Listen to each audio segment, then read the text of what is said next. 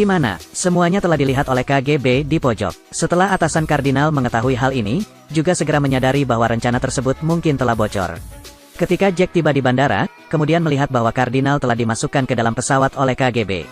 Ketika kardinal kembali ke markas KGB di Rusia, harus segera menerimanya, interogasi yang brutal dan brutal. Meskipun kardinal mengaku dia tidak tahu, namun para interogator tidak mempercayai apa yang dikatakannya. Bahkan atasan yang membidangi tugas ini juga dieksekusi oleh KGB. Begitu kardinal akan menghadapi hasil yang sama, lalu Wanya tiba-tiba muncul di hadapannya. Kardinal mengatakan dia telah mendapatkan kepercayaan dari orang Amerika. Tinggal satu langkah lagi hingga misinya berhasil. Akhirnya setelah diskusi panjang, para petinggi KGB masih mengambil keputusan, beri dia kesempatan lagi. Ketika kardinal kembali ke Amerika Serikat, dia segera menemukan Jack dan membawanya kembali ke apartemennya. Tapi juga malam ini, kardinal terbangun di tengah malam dan tiba-tiba menemukan Jack hilang. Baru setelah dia membuka pintu dan memasuki ruang tamu, dia baru menyadarinya. Jack dibunuh oleh pembunuh yang dikirim pamannya, pengekangan di kursi.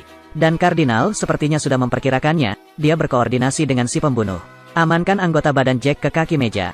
Kemudian, pembunuh itu mengeluarkan perlengkapan interogasi dari ranselnya. Yang paling istimewa adalah alat pengupas kulit ini. Untuk belajar dari Jack, nama mata-mata yang bersembunyi di KGB. Pembunuh itu mulai menyiksa Jack tanpa ampun. Lihatlah kulit yang telah dikupas si pembunuh. Kardinal ada di sisinya, mulailah menanyai Jack. Namun saat si pembunuh melonggarkan kewaspadaannya, kardinal yang sedang menyiksa tiba-tiba lepas kendali. Dia kemudian melepaskan ikatan Jack. Dengan kerjasama keduanya, mereka berhasil membunuh si pembunuh. Nanti, dua orang yang terluka dibawa ke rumah sakit untuk perawatan. Namun saat ini, seorang eksekutif KGB tiba-tiba muncul di hadapan kardinal. Saat kardinal hendak menjelaskan semuanya, orang lain tiba-tiba mengungkapkan identitas aslinya.